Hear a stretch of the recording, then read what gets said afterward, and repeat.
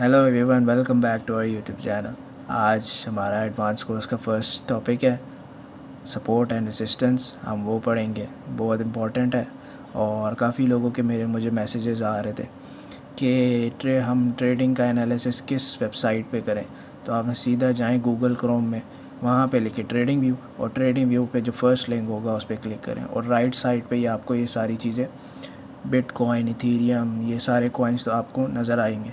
आपने कोई सा भी क्लिक कर लेना है और आप उसमें प्रैक्टिस कर सकते हैं, अपना एनालिसिस कर सकते हैं। सो फर्स्ट हमारा टॉपिक है सपोर्ट। हम सपोर्ट बताते हैं सपोर्ट क्या होता है। सपोर्ट एक ऐसा प्राइस पॉइंट है कि जहाँ पे बायर्स बैठे होते हैं। बहुत सिंपल सी बात है।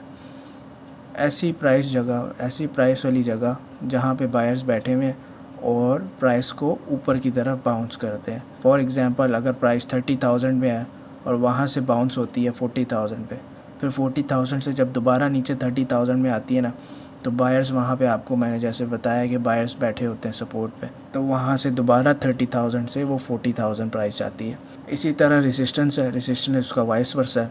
रेसिस्टेंस एक ऐसा प्राइस पॉइंट है जहाँ पे सेलर्स बैठे होते हैं। सेलर्स प्राइस को नीचे गिराते हैं और सेलर्स हमेशा रेसिस्टेंस पे बैठे होते हैं, वहाँ से प्राइस को नीचे गिराते हैं। रेसिस्टेंस का भी हमें ऐसे ही पता लगता है, जैसे जब 30,000 में मैंने बताया सपोर्ट पे, और 40,000 पे जब प्राइस जाती है, तो 40,000 में जो जो नीचे बाउंस आता है ना प्राइस का, और 30,000 पे जब फिर प्राइस आती है और फिर दोबारा 40,000 पे आती है, तो उस टाइम जब प्राइस ड्रॉप होती है ना, उस जगह को हम कहते हैं रेसिस्टेंस।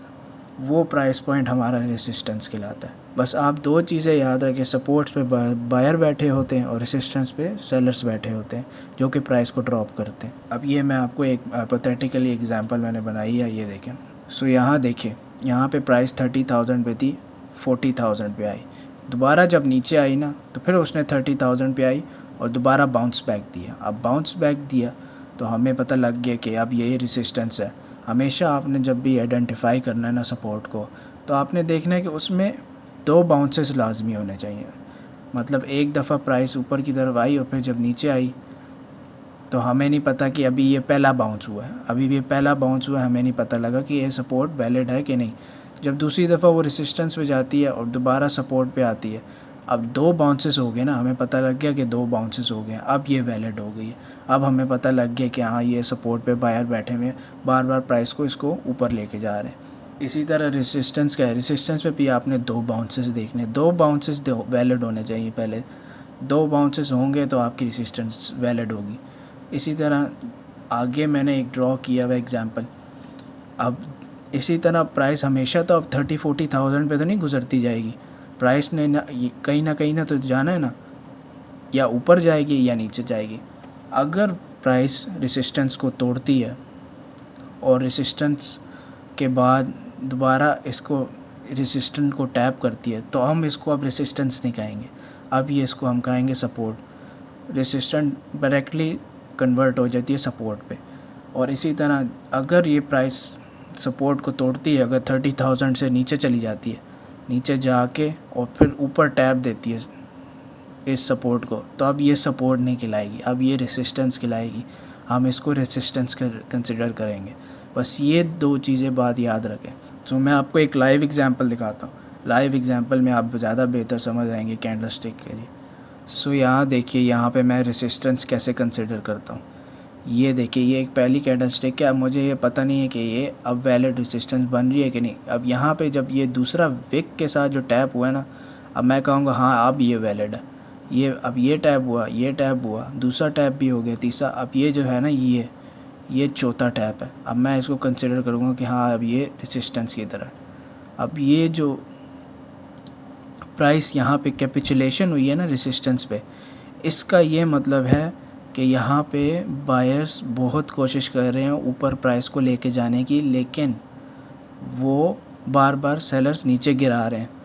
तो जब भी सेलर्स दम तोड़ देते हैं ना मार्केट से, क्योंकि मार्केट ने एक प्राइस में थोड़ी रहना, तो जब भी सेलर्स दम तोड़ देते हैं, तो जब बायर्स ज़्यादा ऑप्टिमिस्टिक हो जाते हैं और डोमिनेट कर रहे होते हैं मार्केट को, तो यहाँ पे देखिए, यहाँ पे उसने सपोर्ट तोड़ी और रेसिस्टेंस तोड़ी, और उसके बाद देखें प्राइस कैसे ऊपर की तरफ गई।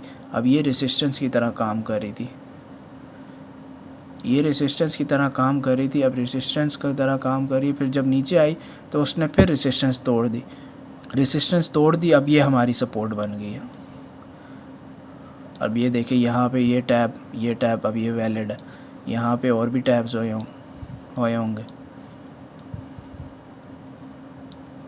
ये देखिए ये टैप फिर उसके बाद ये टैप, यहाँ पे फिर अब रेसिस्टेंस टूट गई और ये सपोर्ट बन गई। इसी तरह एक सपोर्ट के देखिए यहाँ पे एक टैप हुआ, फिर उसके बाद यहाँ पे दूसरा टैप हुआ, ये तीसरा टैप हुआ। अब ये हम कहेंगे वैलिड सपोर्ट है। लेकिन अब ये यहाँ पे ये क्या हुआ है, ये इसका ये मतलब है फेक आउट्स।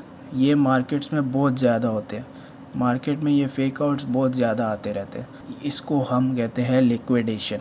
ये लोग मार्केट मेकर्स, जो मार्केट के पीछे बैठे हुए लोग हैं, जो बिलियंस ऑफ डॉलर्स लगाते हैं मार्केट में, ये वो लोग हैं जो लिक्विडेट करते हैं, लोगों का पैसा छीनते हैं। वो प्राइस को इतना ड्रॉप कर देते हैं कि लोग एकदम सेल करने लग जाते हैं। जब लोग सेल करने लग जाते हैं तो वो दोबारा से प्राइस ऊपर की तरफ लेके चले जाते हैं। सो मैं आपको एक सपोर्ट की भी एग्जांपल दिखाता हूँ। सो यहाँ देखिए, यहाँ पे पहला टैप हुआ, दूसरा टैप हुआ, ये तीसरा टैप हुआ। अब यहाँ पे ये सपोर्ट रेसिस्टेंस बन गई। अब यहाँ पे देखिए आगे जाके चौथा टैप हुआ और प्राइस यहाँ से ड्रॉप। ये एक रेसिस्टेंस थी जहाँ पे रेसिस्टेंस ने उसको ड्रॉप करवा दिया प्राइस को। यहाँ पे सेलर्स बैठे हुए थे। सो ये हमारा टॉपिक था, बहुत इजी सा टॉपिक है लेकिन बहुत इम्पोर्टेंट टॉपिक है। बहुत ज़्यादा यूज़ होता है ये मार्केट में, एनालिसिस करते वक्त बहुत ज़्यादा यूज़ करता है।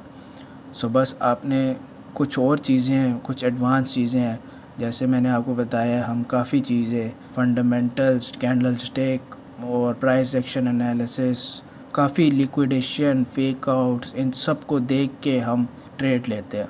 हम आइडेंटिफाई करते हैं कि ये क्या हो रहा है, मार्केट के पीछे क्या हो रहा है। हम कैंडलस्टिक के थ्रू आइडेंटिफाई करते हैं और फिर उसके बाद सपोर्ट रेजिस्टेंस करते हैं। उसके बाद और स्ट्रेटजीज़ हैं, मैं आपको वो भी बताऊंगा इंशाल्लाह। नेक्स्ट वीडियोस में आपको इंशाल्लाह वो भी बताऊंगा। बस आप अगर ये टॉपिक समझ नहीं आया ना, अगर नहीं आया तो ये वीडियो दोबारा देखें, बार देखें, क्योंकि ये बहुत इंपॉर्टेंट वीडियो है। सो इंशाल्लाह नेक्स्ट वीडियो में मिलते हैं। नेक्स्ट वीडियो हमारी ट्रेंड लाइंस की होगी, रेक्टेंगल टूल की होगी और उसके बाद स्ट्रेटजीज़ होंगी, उसके बारे में होंगी। इंशाल्लाह नेक्स्ट वीडियो में मिलते हैं। अल्लाह हाफ़िज़।